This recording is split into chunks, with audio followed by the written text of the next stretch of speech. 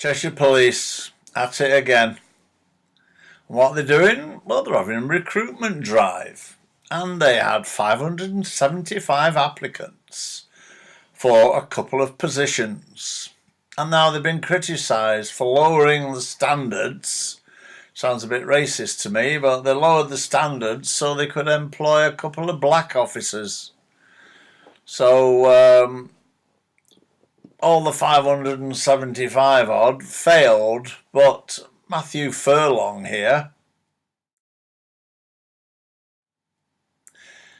he passed and he got right through to about the last six, but then he was refused because he wasn't black, he wasn't gay, and he wasn't a transgender. The Daily Mail refers to the fact that he went through challenging tests before an inspector told him he'd done very well. He must have been asked to add 2 and 2 and 6 and 6 and is black opposite to white, yes or no. But anyway, he got through. But then he wasn't, because he wasn't gay, he wasn't black, and he wasn't transgender. So what does he do? Well, he sued them. And he's won.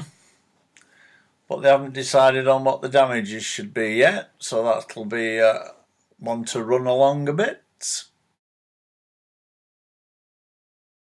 Good old Thames Valley Police are back in the news. They're running a recruiting campaign as well, but as well as being gay, transgender and whatever else, black, you've got to like chicken, because they're offering anybody that applies 20% off at Nando's.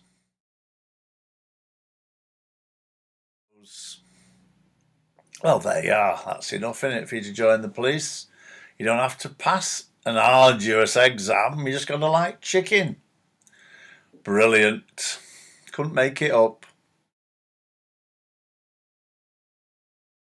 Talk about making a story sound worse than it really is. This lovely lady is Sarah Lester.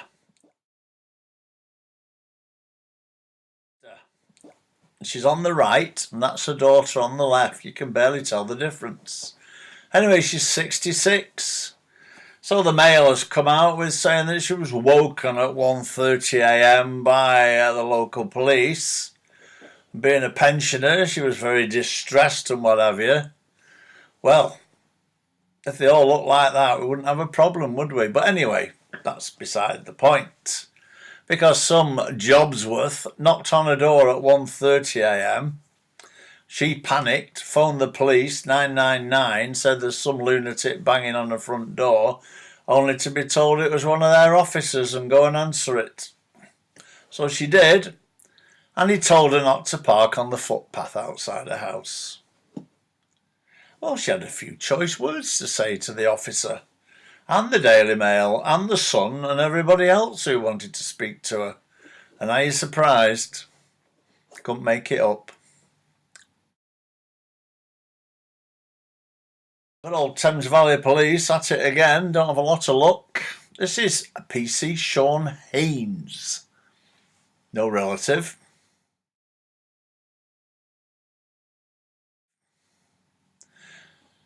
And he was serving in Oxford Police, but he wanted to go and join Thames Valley, so away he went for the interview. And he had to give 2 hair samples to do a drugs test. Now this bright spark didn't know that, and where they got the hairs from to do the test remains a mystery. But anyway, they were contaminated with cocaine. He'd taken it before the exam. Well, that's the sort of standard you want, Thames Valley. Chicken-loving cocaine addicts. What more could you want? Sussex Police, not wishing to be left out, have got, here we go, Chief Inspector Leet and Sergeant Porter.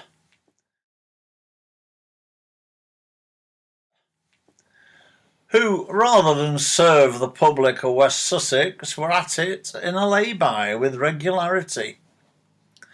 But they got caught because they turned the radios off while they were at it and they missed a very serious emergency call.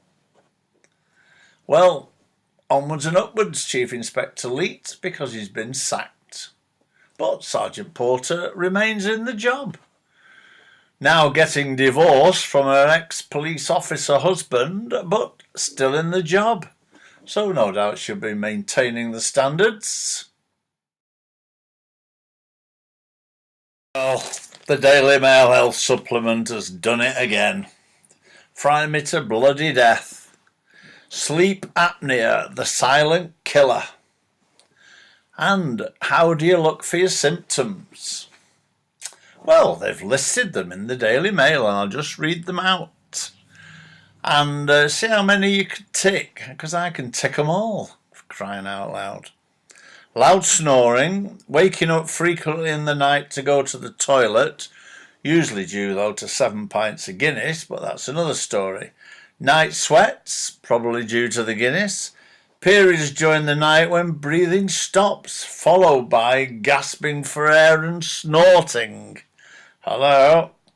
Daytime sleepiness, specifically nodding off or struggling to stay awake in front of the TV. Tick.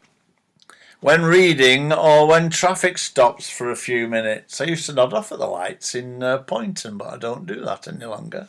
Probably because I don't live in Poynton anymore. But anyway, that's the worry.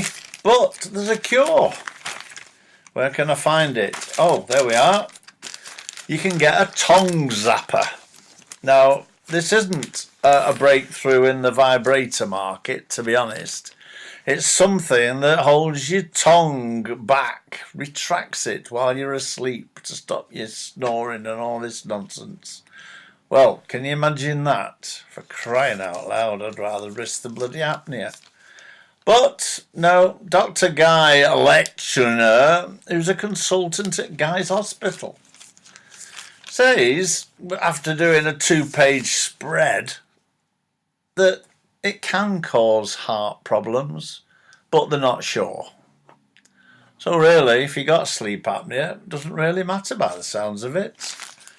But, you know,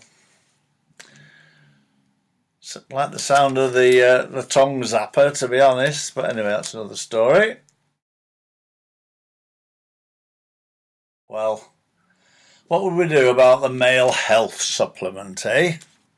They're at it again. Restless leg syndrome. If your legs twitch and all sorts of things like that, it could be due to lack of iron. Might not be. And it doesn't really cause you any real trouble other than the fact that your legs twitch. And some bright spark of a doctor has said that he also knows about it causes varicose veins, nerve problems. But then you can get restless arms, restless abdomens, and even a few cases of restless genitals. Well, we've had a bit of that, haven't we, lads? Never been known to be part of RLS, though. Must be RDS. Anyway, another story. Onwards and upwards. Oh, you couldn't make it up. Talking of restless genitals, there was a Channel 4 programme on the other night about 100 vaginas and the fact that none of them looked the same, and they'd all been photographed by a rather attractive photographer called Laura Dodsworth.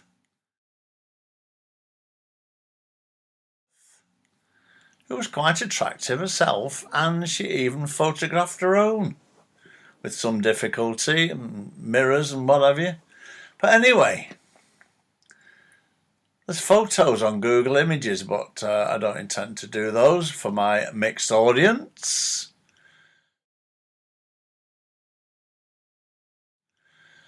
But it's well worth looking at on Playback, iPlayer, or whatever they call it, Channel 4. It's certainly different, to say the least. And it does give a bit of a thought, really, and a theory why there's so many gays. Male gays, I mean. But anyway, not for us all. Just to finish on, the good old NHS, with nothing else much to do, has launched the Jiggle Wiggle scheme, which basically is giving free condoms to the over 60s. Because they've found in a wide survey that sexual arousement increases in the 60s and 70s and 80s. I'll have to reserve my judgment on that one. Not got to 80 yet, but anyway, free rubbers and 4 Viagras at Tesco's. What more could you want? Hey, isn't life wonderful? Can't wait till I'm 80. Night all.